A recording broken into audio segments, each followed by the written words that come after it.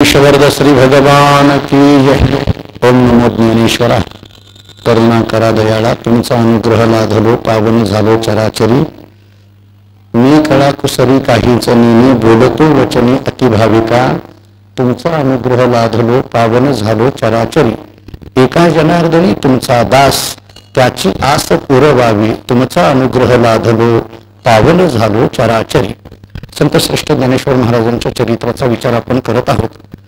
वारकरी संप्रदायामध्ये ज्ञानदेवी रचला पाया असं म्हणून ज्यांचं वर्णन केलं जातं, त्या ज्ञानोबारांच्या चरित्राचा विचार करत असताना ज्ञानोबारांच्या अवतारापासूनचा विचार आपण पाहिला. ही अवताराची परंपरा पाहत असताना, कुळ परंपरा कशी आहे हे पाहत असताना, पवित्र ते कुळ पावन तो देश या प्रमाणाच्या दृष्टीने ज्ञानोबारांचे मूळ पुरुष असणारे जे हरिहर पंत आहेत, त्या हरिहर पंतांपासून ते अगदी ज्ञानोबारांपर्यंत हा कशा पद्धतीने परंपरेचा विस्तार झालेला आहे हे आपण पाहत होतो. हे पाहिल्यानंतर आपण ज्ञानोबारांचं ज्ञानदेव हे नाव का ठेवलं गेलं, त्याच्यातल्या ज्ञा शब्दाचा अर्थ काय, न शब्दाचा अर्थ काय, दे शब्दाचा अर्थ काय, व शब्दाचा अर्थ काय, याचाही थोडा तत्वज्ञानाच्या दृष्टीने विचार करून आलो. हा विचार केल्यानंतर पुढे ज्ञानोबारा आधी करून या चारही भावंडांच्या उपनयन संस्काराचा जेव्हा प्रश्न येतो, तेव्हा आळंदीतून निघालेली ही चारही भावंड पैठणमध्ये कशी येतात, तिथं रेड्यामुखी वेद बोलवला या शब्दाचे दोन लौकिक आणि अलौकिक अशा पद्धतीचे काय अर्थ निघू शकतात. पैठणहून नेवास्याचा प्रवास कसा आहे आणि नेवास्याहून माघारी पुन्हा आळंदीकडे जात असताना पुण्य तांब्यामध्ये चांगदेवांच्या समोर केलेली मुक्ताबाईची लीला आणि आळे या गावामध्ये रेड्याला दिलेली समाधी, असा सगळा विचार आपण पाहत होतो. आणि हा पाहत असताना ज्यावेळेस माघारी हे सगळेजण आळंदीमध्ये येतात, आळंदीमध्ये आल्यानंतर असं वाटतं का की आळंदीमध्ये आल्यानंतर आता ज्ञानोबारांना आता तरी ही सगळी आळंदीकर चांगल्या पद्धतीने स्वीकारतात, असं नाही झालं. ज्या पद्धतीने आळंदीतून निघताना अत्यंत घृणास्पद अशा पद्धतीची वागणूक ज्या ज्ञानोबारांना सहन करावी लागली, तीच वागणूक 7-8 वर्षाचा प्रवास करून माघारी आळंदीमध्ये आल्यानंतर सुद्धा त्या लोकांनी तशाच पद्धतीने ज्ञानोबारांकडे बघायला सुरुवात केली. म्हणजे गावातली लोक हे कशा पद्धतीने एखाद्या माणसाकडे पाहतात याचं एक मूर्तिमंत उदाहरण म्हणून ज्ञानोबारांच्या चरित्राकडे पाहता येईल. ज्ञानोबारांना पैठणकरांनी डोक्यावर घेतलं, ज्ञानोबारांना नेवासेकरांनी डोक्यावर घेतलं, ज्ञानोबारांना आळेकरांनी डोक्यावर घेतलं, ज्ञानोबारांना पुनतांबेकरांनी डोक्यावर घेतलं. सगळ्यांनी ज्ञानोबारांचा जयघोष केला. पण ज्या आळंदीमध्ये जन्म झाला तिथली लोक मात्र आणखीनही ज्ञानोबारांना मानायला तयार नाहीत. याच्यावरून एकच लक्षात येतं, आपला जिथं जन्म असतो तिथले आपल्याला मानत नसतात, एवढंच लक्षात येतं. त्यामुळे तिथं नाही, ज्ञानोबारांना आणखीनही ते स्वीकारायला तयार नाहीत. आणखीनही त्याच पद्धतीची वागणूक ज्ञानेश्वर महाराजांना ही सगळी मंडळी देत आहेत. आणि या सगळ्याचा विचार करत असताना ज्ञानेश्वर महाराजांना किती सहन करावं लागलं, किती हाल अपेष्टा सहन कराव्या लागल्या, ज्ञानोबारांना काय काय गोष्टीला प्रसंगाला तोंड द्यावं लागलं, याचं एक आगळं वेगळं चित्रण मी आपल्या समोर ज्ञानोबारांच्या चरित्राच्या माध्यमातून मांडतो आहे.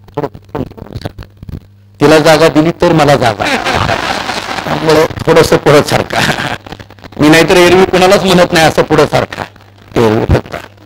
पण आज थोडा आजचा जो आहे हा दिवस महत्वाचा आहे असं मला वाटतं. याचं कारण आज आपल्या प्रवचन मालेमध्ये आपण सगळे श्रोते गेली 19 वर्ष झालं आणि कोरोनाचे 2 वर्ष धरून 21 वर्ष झालं अव्याहतपणे या प्रवचन मालेवर प्रेम करत आहात.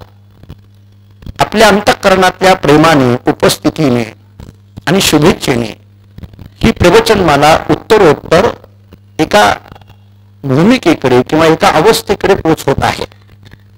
आजच्या या पवित्र दिनी आपल्या या प्रवचनमालेमध्ये वारकरी संप्रदायामध्ये ज्या काही परंपरा आहेत, मी आपल्याला निवृत्तीनाथ महाराजांचं नाव सांगितलं. आणि निवृत्तीनाथ महाराज हे त्र्यंबकेश्वरला, आणि निवृत्तीनाथ महाराजांचा आणि आपल्या परंपरेचा एक ऋणानुबंध आहे. माणकोजी बोधले महाराज हे निवृत्तीनाथांचे अवतार आहेत. निवृत्तीनाथाचा हा केवळ अवतार, बोधल्याचे पुढी झाला दिनकर. त्यामुळे माणकोजी महाराज हे निवृत्तीनाथांचे अवतार. त्यामुळे निवृत्तीनाथांबद्दल अपार श्रद्धा आपल्या बोधले महाराज परंपरेमध्ये आहे. मी तर आपल्याला असं एक वाक्य सांगेल की आपल्या घरामध्ये अगोदर निवृत्तीनाथांची उपासना आहे आणि मग माणकोजी महाराजांची उपासना आहे. आणि म्हणून अशा एका निवृत्तांच्या या परंपरेची धुरा किंवा निवृत्तीनाथ महाराजांचं जे मंदिर आहे त्या मंदिराचा एकेकाळी ज्यांनी अध्यक्षपद भूषविलं आणि वारकरी संप्रदायामध्ये सध्या एक अत्यंत प्रतितेश असे कीर्तनकार म्हणून ज्यांच्याकडे पाहिलं जातं ते माझे अत्यंत जीवलग अशा पद्धतीचे मित्र हरिभक्तीपरायण संत निवृत्तीनाथ महाराज संस्थानचे माजी अध्यक्ष आणि माझे मित्र हरिभक्तीपरायण संजय नाना धोंडगे महाराज हे नाशिकहून आज आपल्या प्रवचनामध्ये उपस्थित आहेत. मी आपल्याला बोललो की परवा भागवत महाराज चौरे आले होते, तेही माझे जीवलग मित्र. काल भागवत महाराज कबीर आले होते. आज आदरणीय हरिभक्तीपरायण संजय नाना हे नाशिकहून आपल्या या प्रवचनमालेमध्ये आशीर्वाद देण्याकरिताच उपस्थित आहेत अशी माझी अंतःकरणातली भावना आहे. दुसरी महत्वाची गोष्ट आपल्या सगळ्यांना माहित आहे की प्रवचनमालेमध्ये श्रावण मासामध्ये एक का होईना दिवस माझे वडील बंधू हरिभक्तीपरायण डॉक्टर एकनाथ महाराज हे येत असतात आणि आपल्या सगळ्यांना आशीर्वाद देत असतात. मी त्यांना येताना प्रत्येक वेळेस विचारत असतो निघालोय कधी येता, ते म्हणत असतात येतो. मी उगीच विचारले एकदा कधी येता, ते म्हटले तिकडल्या वेळेस ज्यावेळेस माझा टूर आहे ना तेव्हा येतो. म्हणजे ते येताना त्यांची कामं करत करत येतात. ते ऑफिसर असल्यामुळे आणि तालुका हेल्थ ऑफिसर आमच्या पंढरपूरचे असल्यामुळे आणि पूर्ण सोलापूर जिल्ह्याचे मलेरियाचे प्रमुख असल्यामुळे पूर्ण सोलापूर जिल्हा त्यांच्या ताब्यात आहे आणि त्यामुळे अत्यंत व्यस्तता त्यांच्या मागे असते. पण तरी सुद्धा एक माझ्यावरचं असलेलं प्रेम किंवा आपल्या वार्षिकांवर असलेली त्यांची कृपादृष्टी या पोटी ते प्रतिवर्षी उपस्थित असतात. हरिभक्तीपरायण माझे वडील बंधू गुरुवर्य डॉक्टर एकनाथ महाराज बोधले तेही आज आपल्यामध्ये उपस्थित आहेत. त्यांच्या चरणी नतमस्तक होतो. तिसरी गोष्ट आपल्या सगळ्यांना माहीत आहे, आपला हा वारकरी संप्रदाय किंवा बोधले महाराजांची परंपरा जशी महाराष्ट्रामध्ये आहे तशी कर्नाटकामध्ये गुरुवर्य दादांनी खूप मोठ्या पद्धतीने विस्तारित केलेली आहे. आणि आपल्या सगळ्या वार्षिकांना माहिती आहे की कर्नाटकामध्ये आपला एक मठ आहे, बागलकोटला आपला एक मठ आहे. आणि आता बागलकोटमध्येच माझे वडील बंधू हरिभक्तीपरायण यशवंत महाराज बोधले हे तिथं असतात. तिथली सगळी मठाची जबाबदारी पाहतात. जणू काय आता ते कर्नाटक वासी झाले असं म्हणायला हरकत नाही, कारण सहकुटुंब ते कर्नाटकामध्ये बागलकोटच्याच मठावर असतात. आज इथं प्रवचनामध्ये माझे वडील बंधू हरिभक्तीपरायण गुरुवर्य यशवंत महाराज सपत्नीक आमच्या रोहिणी वहिनीसह ते या ठिकाणी उपस्थित आहेत. त्यांच्याही चरणी या ठिकाणी नतमस्तक होतो. ते एकटे आले नाहीत. आमच्या जी बागलकोटमध्ये आपला शिष्य परिवार खूप मोठा आहे. मी आपल्याला मागे बोललो, मी आदरणीय संजय नानांना सांगितलं की कर्नाटकामध्ये गुरुवर्य दादांनी किंवा दादांचे आणि आमच्या आजोबा पंजोबापासून चालत आलेल्या गावांची जर यादी काढली तर एवढा मोठा शिष्य परिवार आहे की एका गावाला जर दादा आत्ता गेले तर 3 वर्षाला त्या गावाचा नंबर येतो. नंतर 3 वर्ष त्या गावाला जाता येत नाही, इतका शिष्य परिवार आहे. आणि त्यातल्या त्यात विशेष करून बागलकोट हे दादांचं माहेर घर असल्यासारखं आहे. कारण तिथला जो आपला मठ आहे तो जवळजवळ 200-250 वर्षाची परंपरा त्या मठाला आहे. मधल्या काळामध्ये ज्यावेळेस आम्हाला कोणाचाच आधार नव्हता तेव्हा बागलकोट भावसार क्षत्रिय समाजाने आधार दिला होता आणि त्यामुळे बागलकोटहून भावसार क्षत्रिय समाजाचे जवळजवळ 17 ते 18 लोक आज आपल्या प्रवचनामध्ये उपस्थित आहेत. त्यामुळे विशेष करून मी बागलकोट भावसार क्षत्रिय समाज जे आमच्या यशवंत महाराजांच्या नेतृत्वाखाली काम करत आहेत आणि तिथं असणारी आमची हिंगुलांबिका देवी आणि त्या हिंगुलांबिका देवीचे असणारे सगळे उपासक असणारे बोधले महाराज परंपरेचे निष्ठावंत अनुयायी असलेले हे बागलकोट मधून भावसार क्षत्रिय समाजाची ही सगळी कमिटी मंडळी, कार्यकर्ती मंडळी आणि सगळी समाज बांधव या ठिकाणी आज आपल्या प्रवचनामध्ये खास प्रवचना करतात. दुसरा कोणताच हेतू नाही. अनेकदा यशवंत महाराज त्यांना सांगतात की असं असं आमच्या जेवणचं प्रवचन असतं. त्यांना माहित नाही की हे प्रवचन कसं असतं, काय असतं, त्यांना काहीच माहित नाही. त्यांनी आपलं काय हो यशवंत महाराज ते प्रवचन म्हणलं तर काय, अशी त्यांची भाषा आहे बरं का, त्यांची भाषा आहे. म्हटलं तर काय, ते म्हटलं तुम्ही प्रत्यक्ष या. आणि म्हणून आमच्या भावसार समाजाची सगळीच बागलकोटची मंडळी आज आपल्या प्रवचनामध्ये उपस्थित आहेत.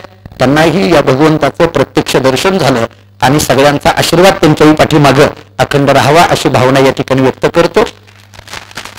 आपल्या प्रवचन मालेमध्ये प्रति वर्षी माझे मुंबईचे एक अत्यंत जीवलग घर माझ्या परंपरेवर आणि माझ्यावर नितांत श्रद्धा असणारा एक कडू परिवार आहे. म्हणजे खूप मोठं काम त्यांचं आहे. त्यांची स्तुती त्यांना आवडत नाही हे मला मान्य आहे, परंतु तरी सुद्धा समाजाला कळावं, वार्षिकांना माहीत व्हावं म्हणून मी त्यांचा नामोल्लेख करतो. आदरणीय हरिभक्तीपरायण मनोहर पंत कडू आणि त्यांचे चिरंजीव वैभवजी कडू हे स्वतः मुंबईहून आज आपल्या प्रवचनामध्ये या ठिकाणी उपस्थित आहेत. मी आपल्याला सांगेल, आदरणीय संजय नानांना त्यांचा चांगला परिचय आहे. ते एकटे 7 दिवस सप्ताह करतात, माझ्याच नेतृत्वामध्ये करतात. जवळजवळ एकटंच घर 24 ते 25 लाख रुपये खर्च करतं, एकटं घर ते पूर्ण सप्ताह एवढ्या मोठ्या पद्धतीने करतं आणि अत्यंत नम्र अशा पद्धतीचं ते घर आहे. आपल्या घरावर, आपल्या परंपरेवर नितांत श्रद्धा आहे. ते कडू परिवारही आज या ठिकाणी उपस्थित आहेत. त्यांनाही भगवंताची कृपा आशीर्वाद लाभावी अशी भावना व्यक्त करतो. आपल्या सगळ्यांना माहित आहे की राजकीय क्षेत्रामधलं एक नाव अत्यंत आदरणीय श्री अरुण भाऊ कापसे, खरं तर हे राजकीय क्षेत्रातलं सगळ्यांच्या परिचयाचं नाव आहे. पण नात्याने बघायला गेलं तर ते माझे सासरे लागतात. सकाळी सहज आमची धामणगावामध्ये भेट झाली. मला भाऊ म्हटलं अहो काय चाललंय? मी म्हटलं अहो मी वार्षीमध्ये, तुम्ही कधी येणार? ते म्हटलं मी आजच येतो. आणि तेही या ठिकाणी प्रवचनामध्ये उपस्थित आहेत. त्यामुळे त्यांनाही या ठिकाणी धन्यवाद देतो. खरं तर आज एकाच दिवशी इतकी सगळे कसे आले हेही मला कळेना. त्यामुळे आमची जी नेहमीची स्रोत आहेत त्यांच्यावर जरा थोडं गंधांतर आलेलं आहे. थोडं आपल्या मराठीतली म्हणून म्हटलं तर आला मोठ्याचा गाडा गरीबाचं झोपडं मोडा अशी झाली स्थिती. त्यामुळे तुम्ही सगळे आल्यामुळे काही श्रोत्यांना आमच्या आता नानांना इकडे बसावं लागलं, सरांना. पण असं ही सगळी अतिथी मंडळी आहेत आणि ही आपल्या करता आलेली मंडळी आहेत. त्यामुळे त्यांना धन्यवाद देतो. आपल्या बार्शीचं आणखीन एक वैभव मी सांगून जाईल. तुम्ही ज्यावेळेस पुण्याकडे जाल, आत्ताची जी सध्याची कॉलेजची स्थिती आहे, 10वी नंतर आपण जे काही जेई असेल किंवा अन्य गोष्टी ज्या सगळ्या आपण अभ्यास करण्याकरता पुण्याला जातो. पुण्यामध्ये श्री चैतन्य अकॅडमी म्हणून जी अकॅडमी आहे, तर त्या अकॅडमीचे पूर्ण सर्वा म्हणून तिथलं सगळं कॅम्पस पाहणारे आदरणीय श्री नुरवी सर हे बार्शीचे, हे विशेष आहे आणि ते आज आपल्या प्रवचनात उपस्थित आहेत. म्हणजे मी ज्यावेळेस आमच्या यशवंत महाराजांच्या मुलाला तिथं घालण्याकरता ज्यावेळेस गेलो, आम्हाला तिथं ठेवायचं होतं, तर त्या नुरवी सरांनी यशवंत महाराजांना विचारलं, त्यांना जयवंत महाराज कोण आहेत तुमचे? त्यांनी लगेच सांगितलं मी त्याचा थोरला भाऊ आहे. मी थोरला भाऊ आहे त्याचा. त्यांना वाटलं असं म्हणणं म्हणजे जरा फी कमी होईल, बाकी काही नाही. कारण नुलवी सर आमचे बार्शीचे आहेत आणि श्री चैतन्य अकॅडमीचे ते प्रमुख आहेत. म्हणून मी बार्शीकरांना सांगेल, जर पुण्यामध्ये आपल्याला जायचं झालं, श्री चैतन्य अकॅडमीत जायचं झालं, तर आपलेच हे पूर्ण पब सर्व नुलवी सर आहेत. आज ते खास पुण्याहून आज आपल्या प्रवचनामध्ये या ठिकाणी उपस्थित आहेत. त्या सर्वांना या ठिकाणी धन्यवाद देतो. सर्वांच्या चरणी नतमस्तक होतो. संत ज्ञानेश्वर महाराजांचं जे आघाद चरित्र आहे, त्या चरित्रातला जो एक एक मुद्दा आपण पाहतोय, या चरित्राची जी काही व्यापकता आहे ही जर बघितलं आणि जाता जाता फक्त एक सांगायचं राहिलं ती आली आहे. हे सांगायचं राहिलं, नाहीतर मुलगा आणि बायको येणं हे सगळ्यात जास्त आनंदाचं असतंय. असं आता सगळ्यांनाच माहिती आहे म्हणा, माझं काय घेऊन बसला. पण त्यामुळे ज्ञानोबारांचं जे चरित्र आहे, त्या चरित्राचा जर विचार आपण करत असू, तर चरित्र विचारात करत असताना आळंदीला ज्यावेळेस ज्ञानोबारा येतात, ज्ञानोबारा आळंदीला आल्यानंतर सुद्धा तिथं असणाऱ्या काही कर्मठांनी ज्ञानेश्वर महाराजांना त्रास द्यावा. काल आपण पाहिलं, ज्ञानोबारा भिक्षा मागायला गेल्यानंतर ज्ञानोबारांची झोळी ओढून घेतली, त्यांचं पीठ रस्त्यावर टाकून दिलं, ती झोळी फाडून टाकली आणि त्यांना ढकलून दिलं, नव्हे मारलं. ज्ञानोबारा शांत चित्ताने विचार करतात की हा कर्मठ असलेला मनुष्य किंवा आळंदीकर असलेला मनुष्य म्हणतोय तुझा चेहरा सुद्धा आम्हाला पाहायचा नाही, आम्हाला अपशकुन घडतोय. ज्ञानोबारा विचार करतात, माझा चेहरा किंवा माझं जीवन इतकं वाईट आहे का की आळंदीकरांनी आम्हाला पाहू सुद्धा नये, इतकं वाईट आहे का? आमच्या आई वडिलांनी एवढं मोठं पाप केलं का की आम्हाला बघितल्यानंतर लोकांना अपशकुन वाटावा? असं नेमकं आमच्या जीवनात घडलंय तरी काय की लोकांना मात्र आमचा स्पर्श नको वाटायला लागला, आमचं दर्शन नको वाटायला लागलं, आमचा सहवास नको वाटायला लागला. ज्ञानोबारा एका विचारावर येतात, जर लोकांना आमचा स्पर्श नको वाटत असेल, सहवास नको वाटत असेल, दर्शन नको वाटत असेल, तर राहून करायचं तरी काय? एका या स्थितीवर ज्ञानोबारा येतात. ज्ञानोबारा आळंदीतून आपल्या सिद्धपीठामध्ये येतात, थोडे उद्विग्न झालेले आहेत. औदासीन्य आलेला. औदासीन्य हा शब्द खूप महत्वाचा असा आहे. हे जे औदासीन्य येतं ना, याची निर्मिती जिथं होते ते मन आहे. उद्विग्नता शरीरावर अवलंबून नसते, उद्विग्नता ही मनावर अवलंबून असते. मनाने स्वीकारलं की मग तिचे भाव शरीरावर प्रगट होत असतात. ज्ञानोबारा असा विचार करायला लागले की असं मी काय केलंय? मी ज्ञानेश्वरी सारखा ग्रंथ, गीतेवर, भगवद्गीतेवर टीका केली, भावार्थ टीका केली, बरं त्याच्यामध्ये मागताना जे खळांची व्यंकटी सांडो इतकं व्यापक मागणं मी निवास्यामध्ये मागितलं. माझी अंतःकरणाची इच्छा आहे समाज सुधारावा, समाजाला आपण घेऊन चालावं आणि समाज मला ढकलून देतो. थोडा उद्विग्न झालेला मनुष्य अंतःकरणामध्ये क्रोध निर्माण होईल, राग निर्माण होईल किंवा अस्वस्थता निर्माण होईल किंवा विरक्ती निर्माण होईल. मी हे चारही शब्द आपल्या समोर ठेवतो. क्रोध निर्माण झाला म्हणा, राग निर्माण झाला म्हणा, उद्विग्नता निर्माण झाली म्हणा, अस्वस्थता निर्माण झाली म्हणा, नको वाटायला लागलं. आणि ज्ञानेश्वर महाराज एका गुहेच्या जवळ येतात. त्या गुहेत आतमध्ये प्रवेश करतात, टाकतात. इथपर्यंत काल आपण आलो होतो. प्रश्न असा आहे माझा, ज्ञानोबरायांना राग आला आणि ज्ञानोबरायांनी पाठी लावली असं आम्ही सगळे कीर्तनकार आणि आपण सगळे श्रोते गेली अनेक वर्ष झालं ऐकत आलं. ज्ञानेश्वर महाराजांना राग येणं हा शब्द तरी जुळतो का? ज्ञानोबराय म्हणायचं आणि पुन्हा रागाला गेले म्हणायचं शक्य आहे का? मग ज्ञानोबरायांनी टाकी लावली म्हणजे नेमकं काय? राग येणं शक्य नाही. ज्ञानेश्वर महाराज आणि त्यांना क्रोध समाजाचा येणं हे कदापि शक्य नाही. मी जरा आणखीन पुढे बोलतो. जरी आम्ही लौकिकाच्या दृष्टीने ज्ञानेश्वर महाराजांनी रागाने टाकी लावली याच्याकरता ही जरी चरित्र किंवा ही लीला आपण सांगत असलो तरी ज्ञानोबरायांना राग येणं हे शब्द मात्र ज्ञानोबरायांच्या बाबतीत जुळत नाही, संतांच्या बाबतीत जुळत नाही.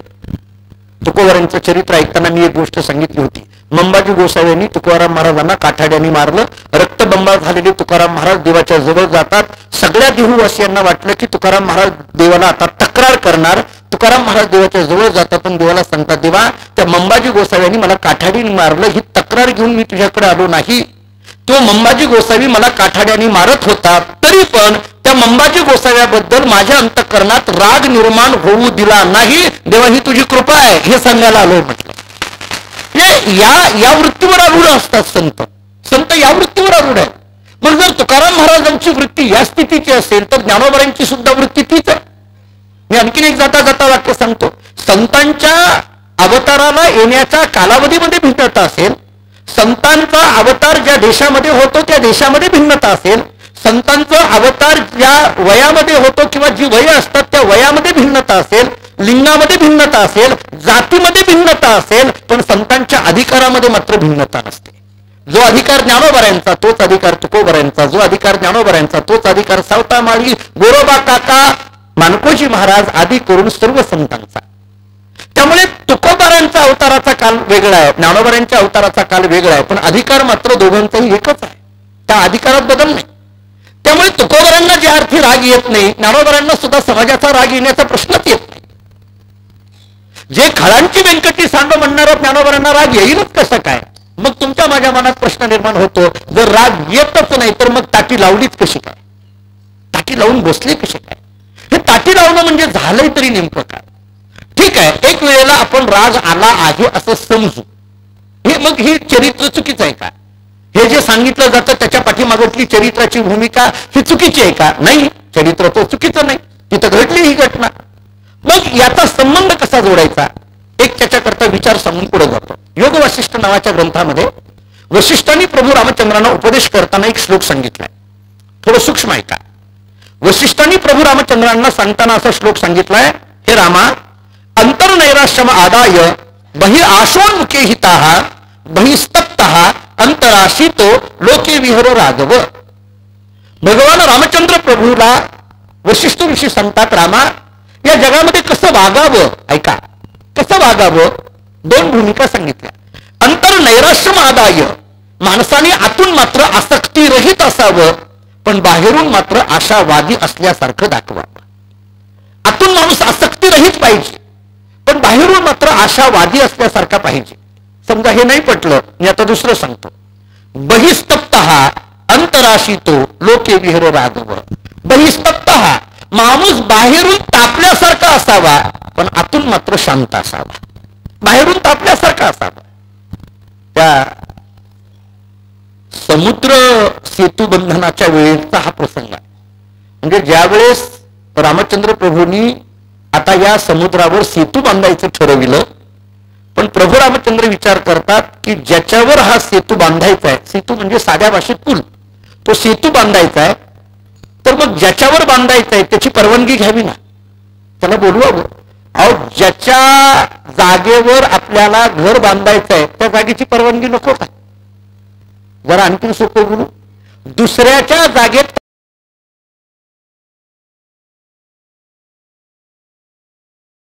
प्रभू रामचंद्रांनी सांगितलं, एका बाणामध्ये हा समुद्र संपून टाकतो. हा राग ज्यावेळेस प्रभू रामचंद्रांचा दिसून यायला लागला तेव्हा योग वासिष्ठातला हा श्लोक समोर घ्या. रामचंद्र प्रभूंकडे जरी हा राग दिसत असला तरी हे प्रभू रामचंद्र रागाने जरी दिसत असले तरी तो राग कसा आहे, बहिस्तप्त हा, पण अंतराशितो. बाहेरून जरी असं तापलेले असले तरी आतून मात्र ते कसे आहेत, निरव शांतता आहे.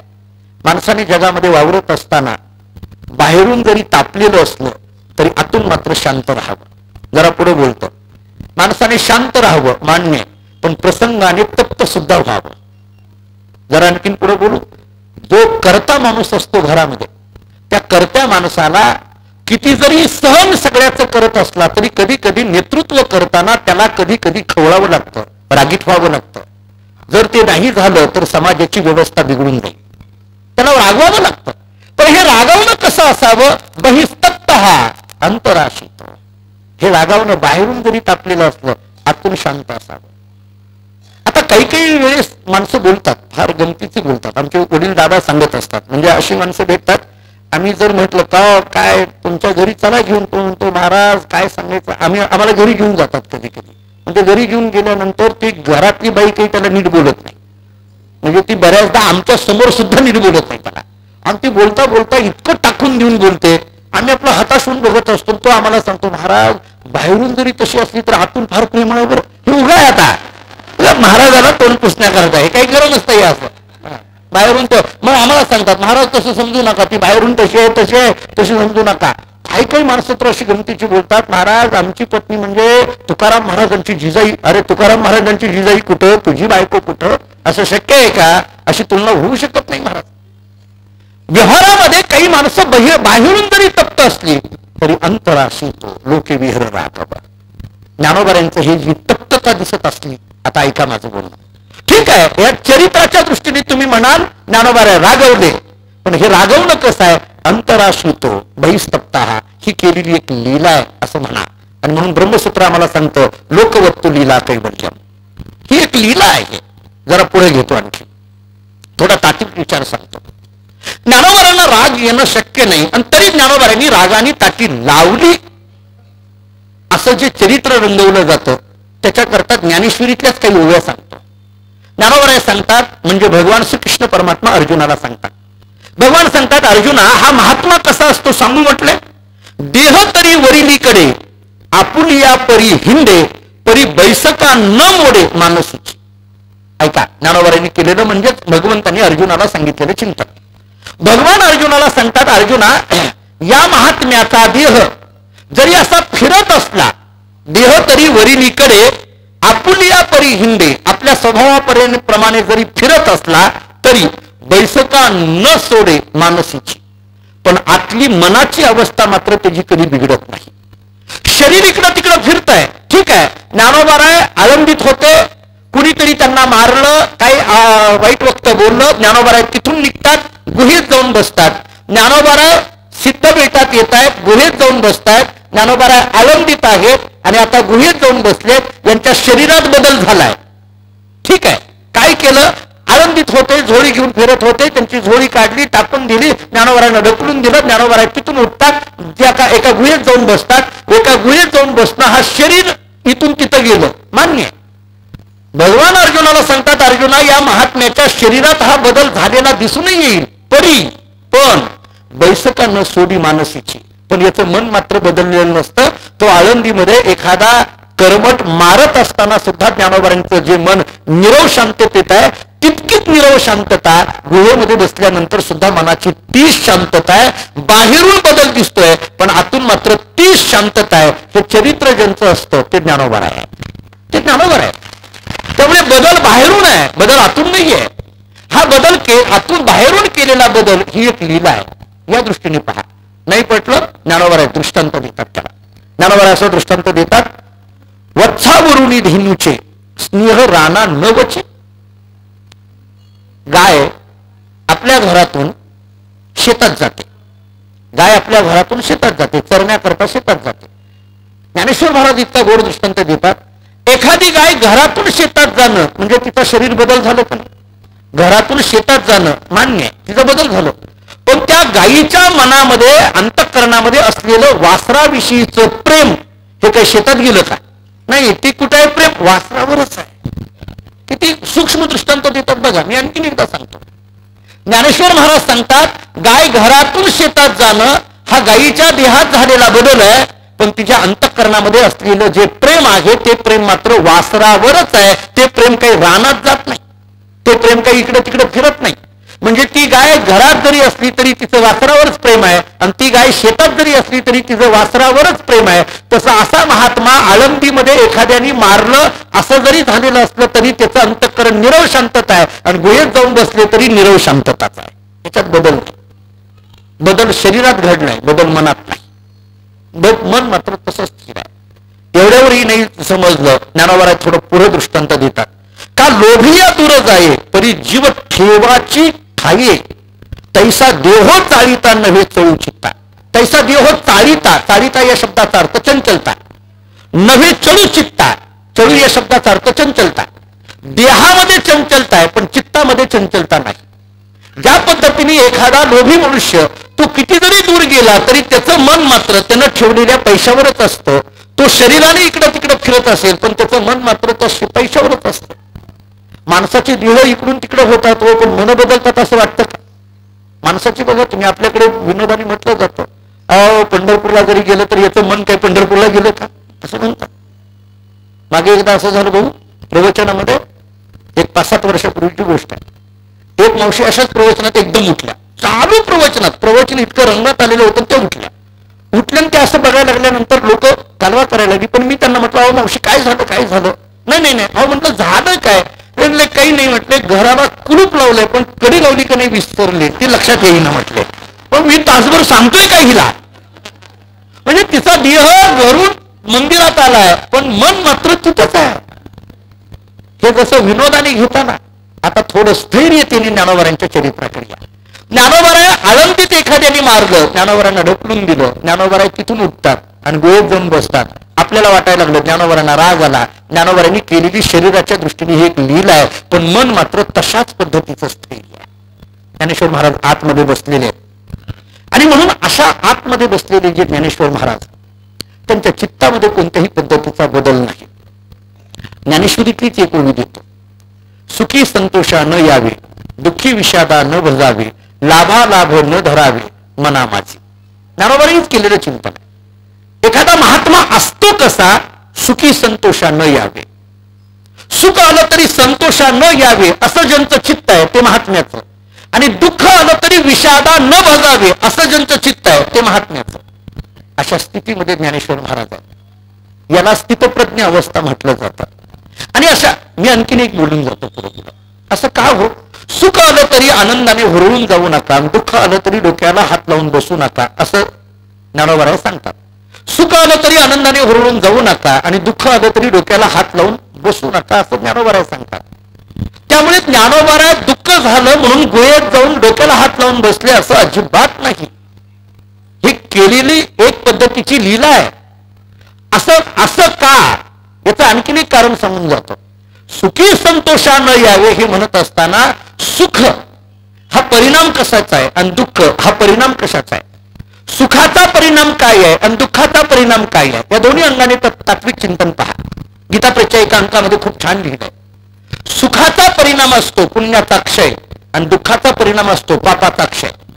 सुख झालं की आमच्या जवळचं पुण्य संपून जातं आणि दुःख झालं की आमच्या जवळचं पाप संपून जातं. ज्ञानोबा बोलतात सुख झाल्यानंतर जर पुण्याचा क्षय होत असेल तर सुखी संतोषा काय यावे, आणि दुःख झाल्यानंतर जर पापाचा क्षय होत असेल तर दुःखी विषादा का भजावे.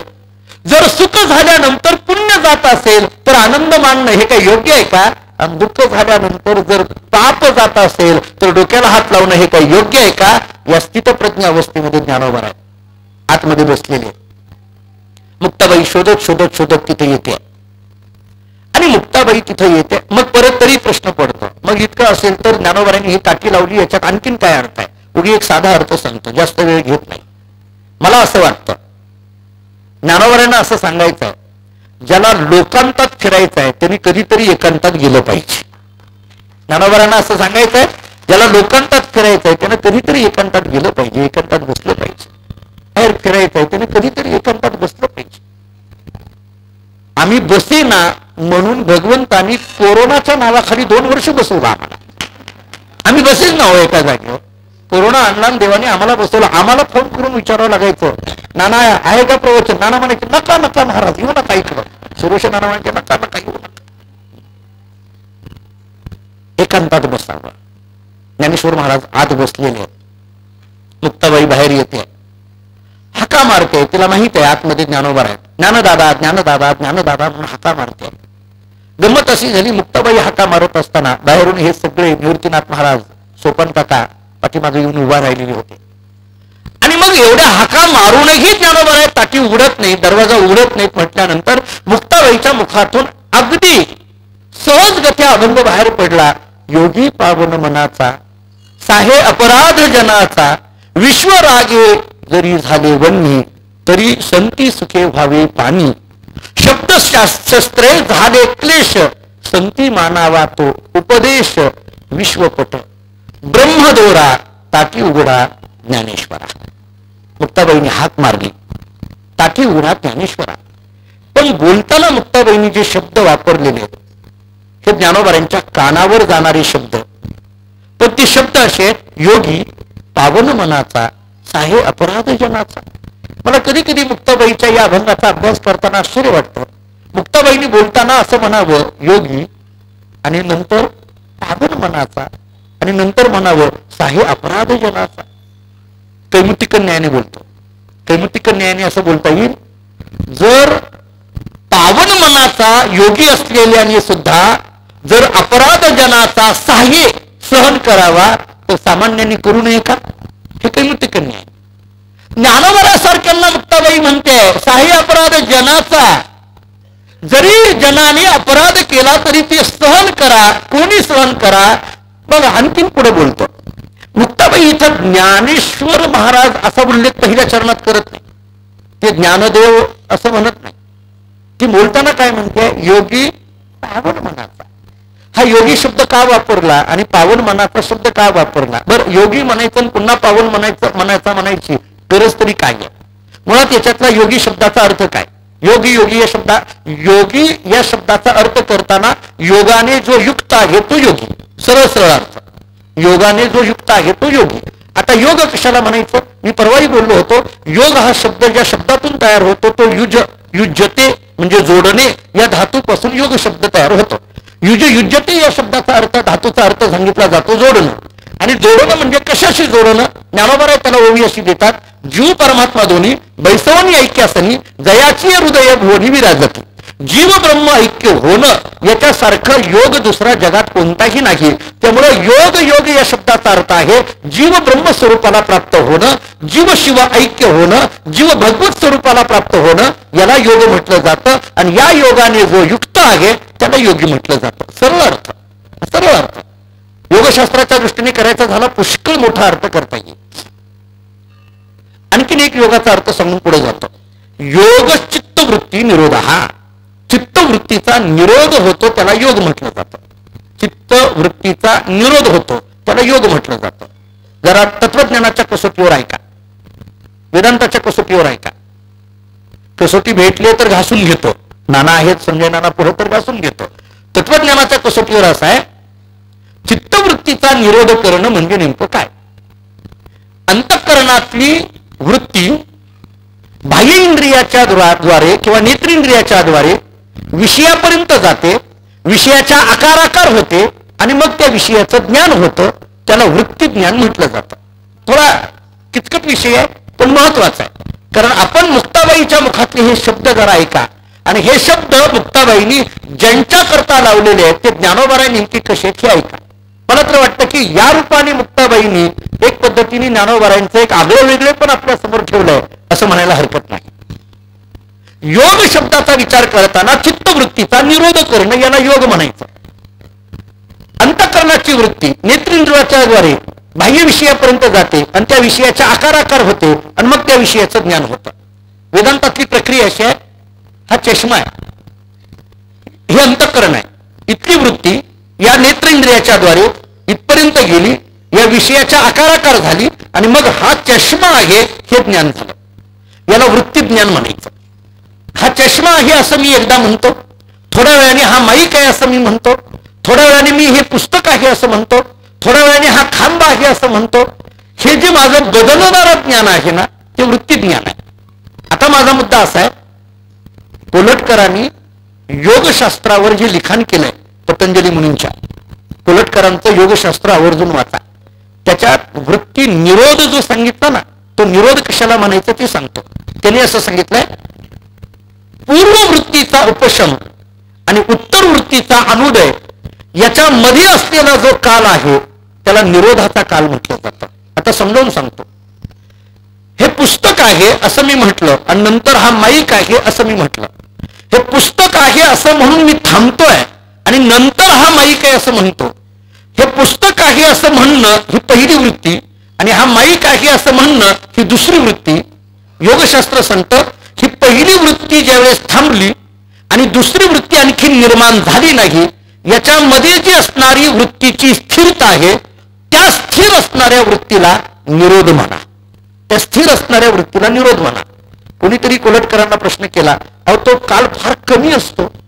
कोलटकर असं सांगतात, तो जो कमी काल आहे का नाही, तो कमी काल अगदी कमी आहे. कारण हा पुस्तक आहे असं म्हणणं आणि नंतर हा माईक म्हणणं, हे पुस्तक आहे असं म्हटल्यानंतर जी वृत्ती थांबती ती अर्धा सेकंद सुद्धा थांबत आणि नंतर आम्ही माईक म्हणतो.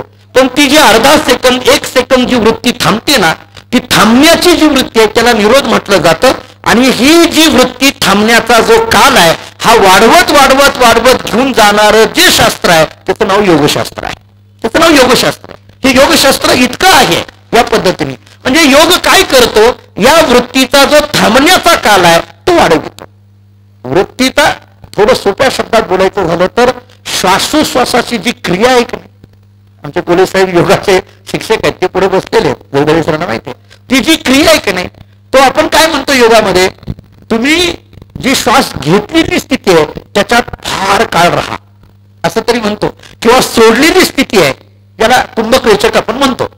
कुंभक आहे किंवा रेचक आहे. कुंभक म्हणजे घेणं आणि रेचक म्हणजे, बरोबर आहे ना, पूरक म्हणजे घेणं. बरोबर झालं तुम्ही सांगितलं. तुम्हाला त्या नाही मला माहितच होतं, पण तुम्ही सकाळी शिकवलेले हे काय काय विचारलं, ते रोज सकाळी येतात शिकवायला मला. पूरक, कुंभक आणि रेचक. पूरक, कुंभक, रेचक. म्हणजे पूरक या शब्दाचा अर्थ आपण घेणं म्हणतो, रेचक या शब्दाचा अर्थ आपण सोडणं म्हणतो. जो पूरक असतो, घेण्याची काल असतो, तो जो काल आहे तो वाढवत वाढवत गेल्यानंतर म्हणजे एका स्थितीमध्ये ज्यावेळेस आपण थांबतो, योग शिक्षक आम्हाला असं सांगत असतात की तुम्ही एखाद्या वेळेस श्वास घेतला, त्या घेतलेल्या स्थितीमध्ये फार काळ राहा. किंवा तुम्ही रेचक करता, त्या रेचकाच्या स्थितीमध्ये फार काळ राहा. बऱ्याचदा योग शिक्षक असं शिकवतात, तुम्ही घेतलेली श्वासाची जी गती आहे त्याच्यापेक्षा तुम्ही सोडत असलेल्या श्वासाची गती ही घेतलेल्या श्वासाच्या गतीपेक्षा अधिक पाहिजे, दुप्पट पाहिजे. म्हणजे तुम्ही श्वास सोडण्याच्या स्थितीमध्ये अधिक काळ राहिलं पाहिजे असं ते सांगतात. हे अधिक काळ राहणं या शब्दाचा अर्थ काय, तुमची वृत्ती अन्य कुठंही न जाणं या शब्दाचा अर्थ तरी काय. पूरकामध्ये अधिक काळ राहणं काय आणि रेचकामध्ये अधिक काळ राहणं काय. किंवा आपण जो कुंभक लावला जातो स्थितीमध्ये, म्हणजे पूरकही नाही रेचकही नाही अशी स्थिती जी असते, जिथं पूरकही नाही म्हणजे घेणंही नाही आणि जिथं रेचक म्हणजे सोडणंही नाही, पूरकही नाही आणि रेचकही नाही अशी स्थिती जी कुंभकाची असते, त्या कुंभकाच्या स्थितीमध्ये अनंत काळ तुम्ही राहा असं योग शिक्षक शिकवत असतात. हे अनंत काळ राहा हे जे सांगितलं जातं, तो जो काल असतो तो काल वाढविण्याचं कार्य जे शास्त्र करतं ते शास्त्र म्हणजे योगशास्त्र आहे. आणि हा योग शब्दाचा अर्थ आम्हाला योगशास्त्राने शिकविला. आता मला असं बोलायचं आहे, या योगामध्ये ज्यावेळेस अनंत काल हा निरोधाचा काळ टिकतो, त्या कालामध्ये आत्मा परमात्मा ही स्थिती निर्माण होत असते. जो ओंकार असतो तो ओंकार तुम्ही करा आणि तो कुंभकामध्येच टिकून ठेवा. त्या काळामध्ये ज्यावेळेस आपण ओंकार करत असताना पूरक करतो आणि त्याच्यामध्ये आपण तो ओंकार सातत्याने घुमवत राहतो, त्या निर्गुण स्थितीमध्ये आपण जातो आणि ती जी निर्गुण स्थिती असते तो जो क्षण असतो तो जीव ब्रह्म ऐक्य स्थितीला पोहोचलेला क्षण असतो आणि या स्थितीलाच योग म्हटलं जातं. आणि या योगाने जो युक्त आहे त्याला योगी म्हटलं जातं. मुक्ताईबाई म्हणते ज्ञानोबरायला, दादा तुम्ही योगी आहात ना, तुम्ही योगी आहात ना. योगी आहात या शब्दाचा अर्थ तुमची वृत्ती स्थिर असलेली आहात. मग वृत्ती स्थिर असलेल्या माणसाने असं रागाने कुठं टाकी लावायची असते का. ज्याची वृत्ती स्थिर आहे त्यानं कुठं असं रागाच्या भरामध्ये दरवाजा लावून घ्यायचा असतो का? दरवाजा लावून घेता मान्य. बरं, हा ज्ञानोबारांनी लावलेला दरवाजा आहे. मला पुन्हा सांगेल तो दरवाजा कोणता होता, ज्ञानोबाराच्या गुहेत बसली ती गुहा कोणती होती, ज्ञानोबारांनी तो दरवाजा लावला म्हणजे नेमकं काय लावला हे नंतर सांगेल. आता आपणही दरवाजे लावतो नाही असं नाही, दरवाजा लावून ठेवतो. आपण दरवाजा लावतो ते त्याच्याकरताच लावतो, बाकी काही नाही. कोण बाहेर आलं की म्हटलं दरवाजा लावा, आपला दरवाजा लावणं वेगळं, पण ज्ञानोबारांनी लावलेला दरवाजा आहे हा. ज्ञानोबारांनी लावलेला दरवाजा. ज्ञानेश्वर महाराज ज्या स्थितीत आहेत, मुक्ताबाई म्हणते तुम्ही योगी आहात. आणि मग योग्यांची वृत्ती ही जर स्थिर झालेली असेल, स्थितप्रज्ञ अवस्थेला गेलेली असेल, तर राग येण्याचा विषयच येत नाही. त्याच्या पुढं मुक्ताबाई फार गोड बोलते, एवढ्यावर थांबत नाही. मुक्ताबाई म्हणते तुम्ही योगी आहात, एवढंच नाही, तुम्ही पावन मनाचे आहात. माझा प्रश्न इथं आहे, असं जर म्हटले असत्या मुक्ताबाई, योगी स्थिर मनाचा, योगी स्थिर मनाचा, साहे अपराध जनाचा, माझ्या मनात शंका आली नसती. कारण स्थिर मन या शब्दाचा अर्थ योगी असं केलं असतं आपण लक्षण. योगी म्हणजे कोण? स्थिर मनाचा, साहे अपराध नाही, पावन मनाचा म्हणते मुक्ताबाई. म्हणते पावन मनाचा. पावन या शब्दाचा अर्थ पवित्र. पवित्र मनाचा असं म्हणण्याच्या पाठीमागे नेमकं मुक्ताबाईला काय सांगायचं? आता मला असं वाटतं पवित्र मन आणि योगी याच्यामध्ये थोडा फरक करा. मनाचं संयमन जे शिकवित तो योग आहे, मनाचं संयमन जे शिकवित तो योग आहे, आणि मनाचा पावित्र्यपणा जे आणून देतात ते संत. त्यामुळे योगी पावन मनाचा याच्यातला योगी शब्द योगाच्या दृष्टीने आणि पावन मनाचा शब्द संतांच्या दृष्टीने. त्यामुळे ज्ञानोबा तुम्ही योगी फक्त नाहीत, योगी असलेले संत आहात. आणि योगी असलेल्या संतांनी असं दरवाजा लावायचा असतो का? योगी असलेले संत आहात तुम्ही. पावन मनाचा या शब्दाचा अर्थ संत आहात. कारण पवित्र मन या जगामध्ये जर कोणाचं असेल तर ते केवळ संतांचं आहे. या दृष्टीने तुम्ही याच्याकडे पहा. एवढ्यावरी हा सगळा विषय आपल्या फारसा नाही लक्षात आला तर आणखीन वेगळ्या पद्धतीने सांगतो. पावन मनाचा या शब्दाचा अर्थ शुद्ध मनाचा. आता तुटलं का बघा, शुद्ध मनाचा. तुम्ही म्हणाल एवढं शुद्ध या शब्दाचा तरी अर्थ काय? जे उपाधिरहित असतं, विकाररहित असतं त्याला शुद्ध म्हटलं जातं. विकाररहित आहे, उपाधिरहित आहे ते शुद्ध आहे. जिथं कुठलाच विकार नाही ते शुद्ध आहे. आणि असे निर्विकार असलेल्या मनाचे जे तुम्ही आहात. मुक्ताबाई म्हणते तुम्ही फक्त योगी नाही, योगी म्हटलं तर फक्त मनाचं संयमन आहे, फक्त योगी नाही तर तुम्ही शुद्ध मनाचे आहात. त्यामुळे शुद्ध मनाचे या शब्दाचा अर्थ पावन मनाचे करत असताना तुम्ही संत आहात. त्यामुळे तुम्ही योगी आहात आणि तुम्ही संत आहात. मग योगी असलेल्या संतांनी अशी ताटी लावून रागाने बसणं हे काही योग्य आहे का? हे काही योग्य आहे का? असं करू नका. आणखीन एक वेगळ्याच पद्धतीने सांगतो. हे शुद्ध मनाचं म्हणायची तरी गरज का पडली? हे शुद्ध या शब्दाचा तरी अर्थ काय? मी अनेक वेळेला एक सांगत असतो. त्या एका गुलाबाच्या झाडाखाली एक मनुष्य बसलेला होता आणि दुसरा एक मनुष्य पलीकडून जात होता. जाता जाता त्याने ते गुलाबाच्या झाडाचं जवळचं गुलाबाचं फुल तोडलं, वास घेतला, त्याला पटला नाही, पायाखाली तोडवलं, निघाला. उगाच जाता जाता ते फुल तोडलं. माणसांना अशा फार सवयी असतात. गप बसत, माणसाचे हात गप बसत नाही, माणसाचे हात गप बसत नाहीत, पाय गप बसत नाहीत. नाथ महाराजांनी असं सांगितलंय, पायवांची गती. माणसं चालू प्रवचनात बसतात, उठतात, बाहेर जातात, परत येतात, परत बसतात, परत उठतात. हे सारखं चालू असलं, नाही जमलं तर कसं तरी पाय मध्ये घालतात. असा सरळ गुडघे दुखायला गेले की असं. त्यातल्या त्यात व्यासपीठाच्या जवळ असलेल्या माणसांना बरं आहे, पाय खाली नाही जातात. नाही तुम्ही घालत नाही. एक उदाहरण दिलं, तुम्ही नाही कोणी करत असं अजिबात नाही. ते असे पाय इकडे घालतात, तिकडे करतात. त्यांना ते पाय गप बसत नाहीत माणसाचे. नाहीतर मग आपली मांडी दुसऱ्याच्या मांडीवर दाबायची. नाहीतर काही काही माणसं दोन्ही गुडघे पोळ करतात, मुडकं त्याच्यात घालतात आणि असं बसतात. आता ही प्रवचनात बसायची जागा आहे, पाय हाताचं वेगळं असतं. माणसं काही काही बसल्या बसल्या असं डवचत राहतात. उगी काहीच नाही, उगी डवचत राहतात माणसं. काही काही माणसं मुद्दा म्हटलं की टाळी वाजवतात. काही काही माणसं, एका माणसाला आम्ही नाशिककडे गेलो होतो, नानांना माहिती संजनाला. एका माणसाला सवय होती की मुद्दा पटला की चापट मारायची, स्वतःच्या मांडीवर नाही दुसऱ्याच्या चापट मारायची. हात गप्प बसत नाहीत माणसांची. काही ना काही करत. आमच्याकडे संजनाला, आमच्याकडे ते कीर्तनाला पूर्वी असे सुतोडे असायचे, त्या लोकरीचे ह्याचे त्याचे दोऱ्याचे असायचे. मी 2-4 महिन्यांनी पाहिलं तर ते सगळे पुस्तकं अशी रिकामी झालेली, मला कळे नाही काय झालंय. मग माझ्या लक्षात आलं, प्रवचन कीर्तन ऐकायला आलेली माणसं गप बसत नव्हती, दोरे काढायचे, बसल्या बसल्या खाली दोरे काढायचे. नाहीतर मग आता आम्ही ते ताळपत्रे आणून टाकल्या, ताळपत्रे आणल्यानंतर सुद्धा गप बसत नाहीत, हातात खिशातला पेन काढतात आणि त्याच्यावर चित्र काढत बसतात खाली. कीर्तनावर जर पकवाज वगैरे, आता कीर्तनात बघा तुम्ही पकवाज असतात, मग ती पकवाजाची कणिक उडते, ती कणिक जी उडलेली असते का नाही, ज्याच्या अंगावर पडते ती माणूस इतकं गमतीच असतं, ती सगळी कणिक गोळा करतात आणि बसल्या बसल्या त्याचं माकड कर गाडव कर बसल्या बसल्या कार्यक्रम असते त्याला. त्या कणकीचं हात गप बसत नाहीत, बाकी काही नाही. आम्ही कीर्तन करत असतो हे कणकीचं बोल होत असते काहीतरी, ते हात गप बसत नाहीत माणसाचे. हाताचं वेगळं असतं, पायाचं वेगळं असतं. तरी ते गुलाबाचं फुल तोडलं, वास घेतला, खाली तुडवलं, निघून गेला. त्या गुलाबाच्या झाडाजवळ बसलेल्या माणसाने त्या गुलाबाच्या फुलाला विचारलं, का रे बाबा तुला त्या माणसाने तोडलं, पायाखाली तुडवलं, तुला राग आला असेल त्या माणसाबद्दल, तू त्याला शाप दिला असतील. त्या फुलाला विचारलं जवळ बसलेल्या माणसाने. त्या फुलाने फार गोड उत्तर दिलं. त्या फुलाने सांगितलं, हे बघ मी माझ्या सुगंधामध्ये एवढा मग्न आहे, मी झाडावर आहे का पायाखाली आहे का डोक्यावर आहे का नाकाजवळ आहे, मला याच्याशी काही घेणं देणं नाही. मी माझ्या सुगंधामध्ये एवढा मग्न आहे, मला शाप देण्याकरता माझ्याकडे थोडी सुद्धा जागा नाही. पण माणसा तू तुझं हृदय प्रेमाने इतकं मोकळं ठेवलं की त्याच्यामध्ये द्वेषाशिवाय काहीच भरलं नाही. म्हटलं माणसाचं हृदय असं द्वेषाने भरलेलं आणि त्यामुळे द्वेषरहित असलेले तुम्ही आहात योगी पावन मनाचा, मग साहे अपराध जनाचा. तुम्ही हा जनाचा अपराध सहन केला पाहिजे. सहनशीलता ही आपल्याकडे असावी लागते. तुम्ही सहन केलं पाहिजे, ठीक आहे. आता आणखीन एक विषय, ज्ञानोबा सहन करत नव्हते का? करत होते ना. मग तरी मुक्ताबाईंनी हा शब्द का वापरला? मला असं वाटतं मुक्ताबाईंनी हे ज्ञानोबाईंचं निमित्त केलं, पण उपदेश मात्र सगळ्या जगाला सांगितला. हे मुक्ताबाईला ज्ञानोबाईंना नाही सांगायचं, हे मुक्ताबाईंना तुम्हाला आम्हाला सांगायचं आहे. ठीक आहे ना, लोक बोलत असतात, लोक अशी गमतीची असतात, ती कधी चांगलं झालं तरी बोलत असतात आणि वाईट झालं तरी बोलत असतात. हे बोलणं जे आहे त्या सगळ्या अपराधाला सहनशीलता असावी लागते. साहे अपराध जनाचा.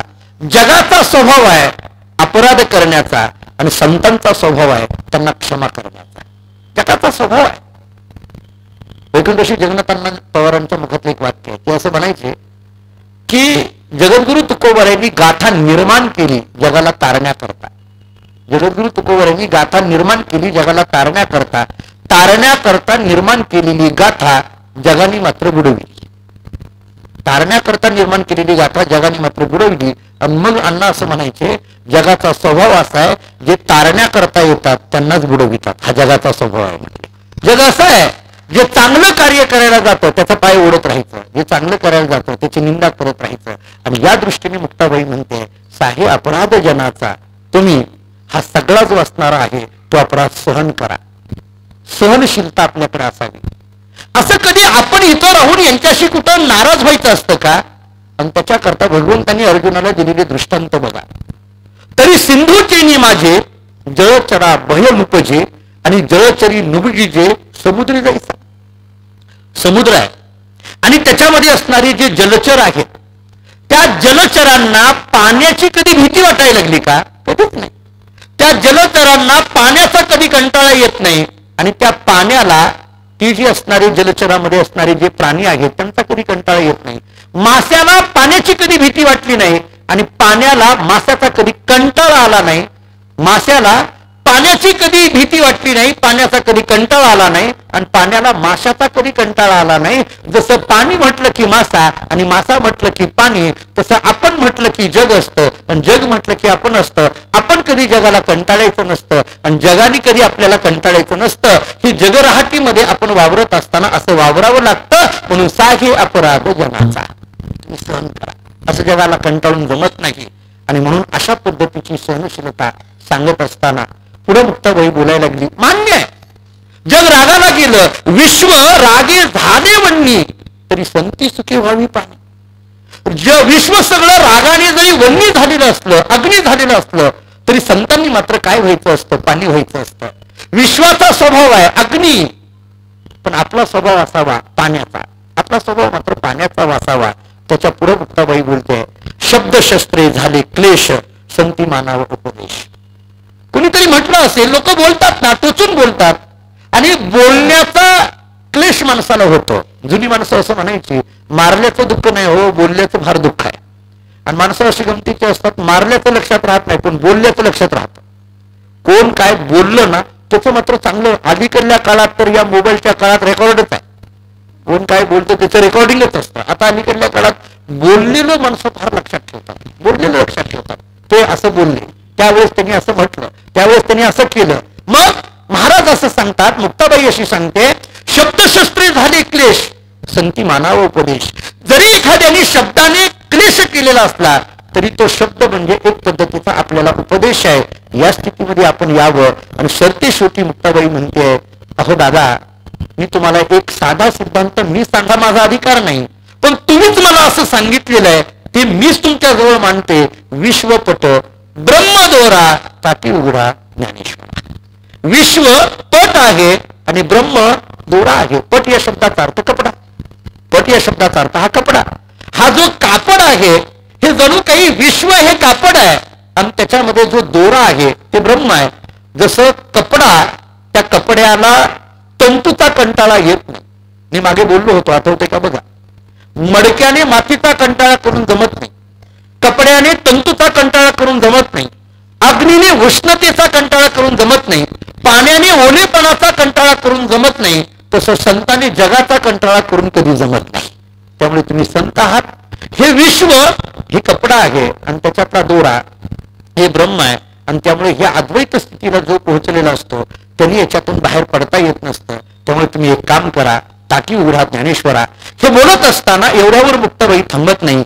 इतुके टाकून शांती धरा ताटी उघडा ज्ञानेश्वरा. 11 अभंग, 11 अभंगातली फक्त शेवटची चरण सांगतो. सगळे अभंग सोडवण्याकरता आपल्याकडे तेवढी वेळ नाही, फक्त तेवढी शेवटची चरण सांगतो.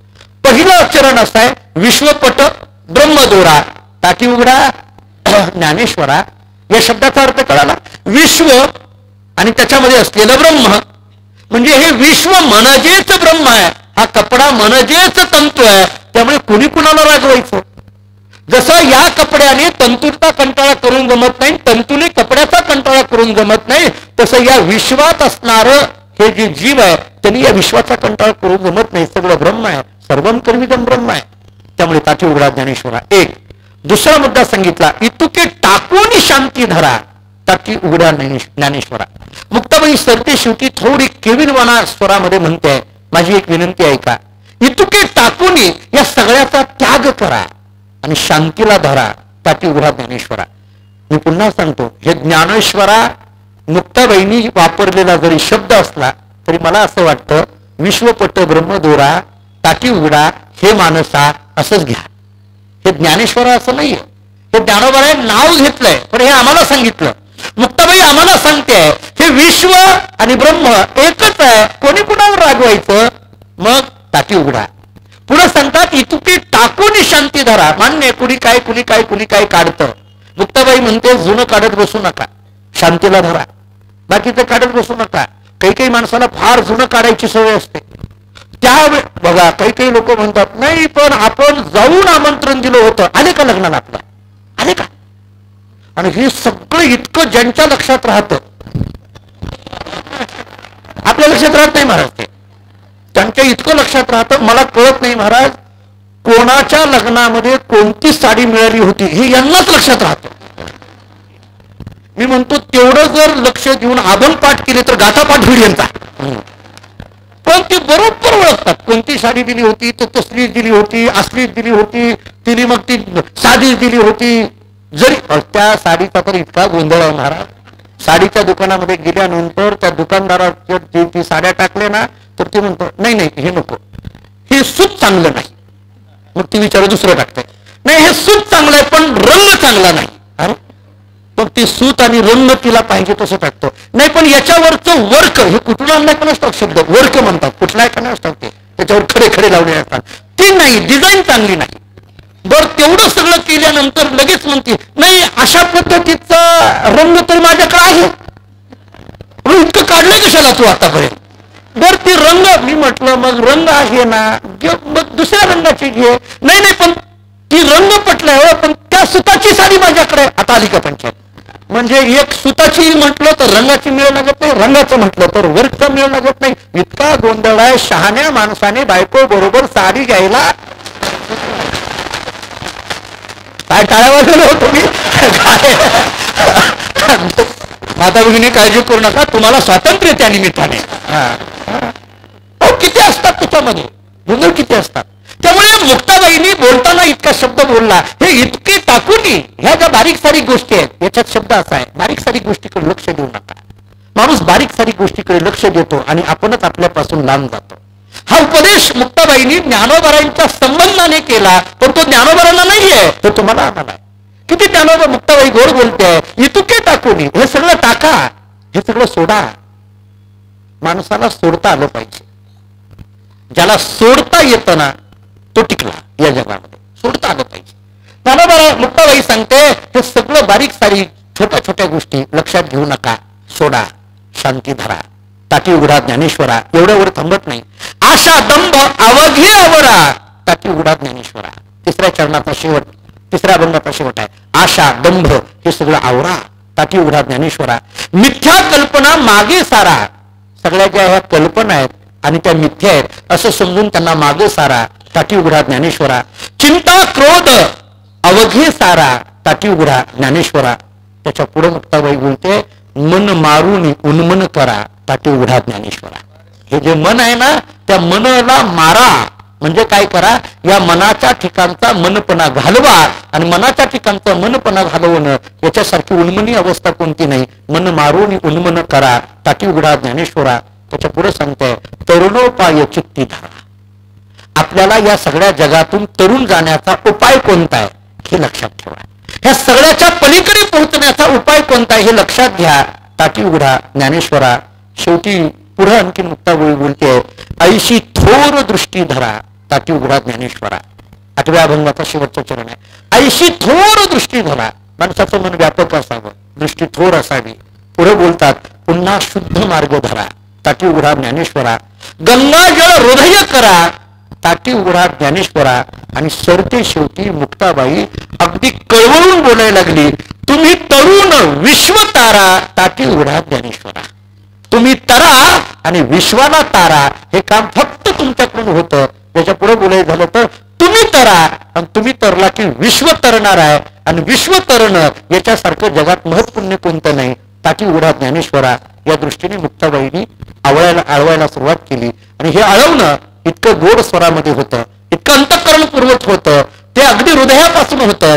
मुक्ताबाईची ही हात हृदयापासून होते. जाता जाता एक वाक्य सांगतो, ज्ञानोबारांनी ताटी का लावली, ज्ञानोबारांनी ताटी का लावली. ज्ञानोबारांना माहित होतं, मी आत बसल्याशिवाय मुक्ताबाईच्या मुखातून 11 अभंग बाहेर पडणार नाहीत, म्हणून ताटी लावली. त्या 11 अभंग बाहेर पडायचे असतील ना, मुक्ताबाईला आत बसावं लागेल, मग ज्ञानोबारांना आत बसावं लागेल. ज्ञानोबारा म्हणतात, मी आत बसल्याशिवाय मुक्ताबाई काय आहे ही जगाला कळण्याकरता ज्ञानोबारांनी ताटी लावली. जरा पुढे बोलतो, आपली बहीण काय आहे, ती किती आघात ज्ञानाची आहे हे जगाला कळावं, म्हणून ज्ञानोबारांनी ताटी लावली. इतकं बहीण भावातलं प्रेम जगाला ज्यांनी दिलं ते ज्ञानोबारा आहे, ते ज्ञानोबारा आहे. आपल्या बहिणीचा महिमा काय वाढवावा. ज्ञानोबारा बोलतात, मी एखाद्या वेळेस एक अपवाद अंगावर घेतो. ऐका माझं बोलणं, मी अपवाद अंगावर घेतो. कोणता अपवाद. ज्ञानेश्वर नाव घ्यायचं रागाला यायचं असं आम्ही म्हणायला लागलो ना. नाव ज्ञानेदेव, रेड्याच्या मुखातून वेद बोलवला, ज्ञानेश्वरी सारखा ग्रंथ लिहिला आणि रागाला गेले. ज्ञानोबा म्हणतात, हा अपवाद किंवा हा आक्षेप किंवा हा आरोप किंवा हा अपराध मी माझ्यावर घेतो, पण मला याच्यामध्ये काय दाखवायचं आहे, हा अपवाद जरी मी घेतला, हा घेतला कशा करता, माझी मुक्ताबाई काय आहे ही जगाला कळावी म्हणून घेतला. म्हणजे बहिणीच्या मोठेपणा करता भाऊ लहानपणा स्वीकारतो, हे तत्व ज्यांनी जगाला दिलं ती भारतीय संस्कृती ज्ञानोबारामुळे श्रेष्ठ आहे. आपण लहान झाले ज्ञानोबा आहे, आपण याच्यामध्ये अपमानित झाले ज्ञानोबा आहे, पण हे अपमानित होणं कशा करताय, हे मुक्ताबाईचा मोठेपणा करताय. त्याच्या पुढे बोलतो, लहानाला मोठं करणं हे ज्याच्यात असतं तोच मोठा असतो. मोठ्याचं काम असतं लहानाला मोठं करणं, मोठ्याचं काम असतं लहानाला मोठं करणं. आणि मला वाटतं हे मोठेपण सुद्धा सिद्ध करून दाखवणं. मोठ्या भावाचं काम काय असतं, आपल्या लहानाला मोठं करणं, हे मोठ्या भावाचं काम असतं. मला आठवतंय, आम्ही लहानपणी शाळेमध्ये जात असताना, म्हणजे 4वी-5वीला होतो आम्ही, यशवंत महाराज आहेत माझ्याबरोबर, 4वी-5वीला होतो. आम्हाला काही फार मला बोलायला येत नाही. आमचे थोरले भाऊ एकनाथ महाराज आम्हाला डॉक्टर साहेब म्हणायचे कर भाषण. मी म्हणायचं नाही जमत, नाही कर भाषण. मग ते लिहून द्यायचे. मला घरातच अगोदर वधून घ्यायचे आणि मग मी त्यांच्यापुढेच भाषण करायचो. मला असं वाटतं त्यांनी त्या काळामध्ये माझ्याकडून केलेली भाषणं मला 18 वर्ष झालं प्रवचनाच्या रूपाने आपल्यासमोर मांडायला. जर त्यांनी ती तयारी करून घेतली नसती तर आम्ही झालो नसतो. मोठ्याचं मोठेपण कशात असतं? लहानाला मोठं करणं याच्यात मोठ्याचं मोठेपण असतं. हे अनेक वेळेला म्हणजे आम्ही पंढरपुरामध्ये काही सभेंना जातो तेव्हा त्यांना प्रशासकीय अधिकारी म्हणून बोलवलेलं असतं, मला महाराज म्हणून बोलवलेलं असतं. तेव्हा माझी खुर्ची पुढे असते आणि त्यांची खुर्ची मागे असते. पण ते म्हणत असतात, मी म्हणत असतो तुम्ही बसा. ते म्हणले नाही, इथं तुला मान आहे. मी मात्र अधिकारी असल्यामुळे मी मागत, पण तुम्ही मात्र महाराज आहात, तुमच्या हाताला यश आहे असं सगळ्यांचं म्हणणं आहे, म्हणून तुम्ही पुढे राहा. मोठ्याचं मोठेपण कशाचं असतं? लहानाला मोठं करण्यामध्ये. आम्ही कर्नाटकामध्ये गेल्यानंतर यशवंत महाराज मोठ्या प्रेमाने सांगत असतात, मी जयवंतकडे शिकलो पण मी त्याचा थोरला भाऊ असं सांगत असतात ते. पण मी त्याच्याकडे शिकलो, मी त्याच्याकडे अभ्यास केला. ही जी थोरल्याच्या मनामधल्या भावना असतात त्या खऱ्या अर्थाने लहानाला मोठं करत असतात. आणि म्हणून ज्ञानोबारायांनी जे काही उपदेश केले ते मला वाटतं की ज्ञानोबारायांनी जसं आपल्या जवळच्या असणाऱ्या सोपान काकाला मोठं केलं, मुक्ताबाईला मोठं केलं, माझ्या जीवनामध्ये सुद्धा माझे वडील बंधू हरिभक्तीपरायण एकनाथ महाराज असतील, यशवंत महाराज असतील, यांच्यामुळे खऱ्या अर्थाने मी बोलू लागलो. त्यामुळे त्या दोन्हींच्या चरणी या ठिकाणी नतमस्तक होतो. नाहीतर एरवी एखाद्या लहानाचा ऐकायला कोण यायला लागले महाराज? मला वाटतं असं, मला आज वाटतं, संजय नाना इथं बसलेले मला माहित नाही, पण मला आज असं बोलताना असं वाटत होतं की नेवास्यामध्ये ज्ञानोबाराय बोलत होते, निवृत्तीनाथ महाराज ऐकत होते. निवृत्तीनाथ महाराज आलेत, मी ज्ञानोबाराय नाही पण निवृत्तीनाथ महाराज आलेत एवढं मात्र मी सांगेल. नाना आहेत, डॉक्टर साहेब आहेत, यशवंत महाराज आहेत, ही मात्र माझी थोरली मंडळी आणि ही निवृत्तीनाथांच्या चरणी आहेत. त्यामुळे त्यांच्या चरणी नतमस्तक होतं. आणि हा आपला चालू असणारा वाग्यज्ञ टाकी उघडा ज्ञानेश्वरा मुक्ताबाईने हाका मारायला सुरुवात केल्या. इतके सगळे अभंग तिच्या मुखातून आले आणि हे मुक्ताबाईचं अभंग बोलत असताना शेवटचं चरण होतं, तुम्ही तरुणी विश्वतारा टाकी उघडा ज्ञानेश्वरा. हे बनल्याबरोबर ज्ञानोबाराय आपली जी टाकी आहे तो दरवाजा आहे तो उघडतात, ज्ञानोबाराय बाहेर येतात. तो जो झालेला मुक्ताबाईला आनंद आहे तो जगातला सगळ्यात मोठा आनंद आहे. कारण माझ्या आळवण्याला माझं दैवत बाहेर आलं. निवृत्तीनाथ महाराजांना त्यावेळेस कळालं की ही मुक्ताची मुकली काय आहे ती. तेव्हा सोपान काका म्हणायला लागले, मुक्ते तू पण भारीच हुशार आहे गे. त्यावेळेस वाटायला लागलं. मुक्ताबाईंनी सांगितलं, मी हुशार नाही, मी ज्यांच्यामुळे हुशार आहे ते हे. ते म्हटले असं कसं काय? जे आत बसले होते त्यांना तू बाहेर काढलं, जे रुसून बसले होते त्यांना तू बाहेर काढलं, अगं तू हुशार आहे. मुक्ताबाईंनी सांगितलं, नाही नाही दादा सोपान काका तुम्हाला माहित नाही, हेच हुशार आहे. अगं असं कसं काय? नाही नाही तू आहे. मुक्ताबाई सोपान काका म्हणतात तू श्रेष्ठ आहे आणि मुक्ताबाई म्हणते ज्ञानदादा श्रेष्ठ आहे. हे सुरू होती चर्चा सगळी. निवृत्तीनाथांनी सांगितलं, अरे भांडू नका, भांडू नका, मोठ्याचं काम असतं सगळ्याला घेऊन जायचं, भांडू नका. मुक्ताबाईंनी सांगितलं सोपान काकाला, काका तुला सांगते हा दादा किती श्रेष्ठ आहे, हा ज्ञानदादा किती श्रेष्ठ आहे. अगं कसं श्रेष्ठ? काय श्रेष्ठ आहे तुला माहित नाही म्हटले. कसा श्रेष्ठ आहे काय?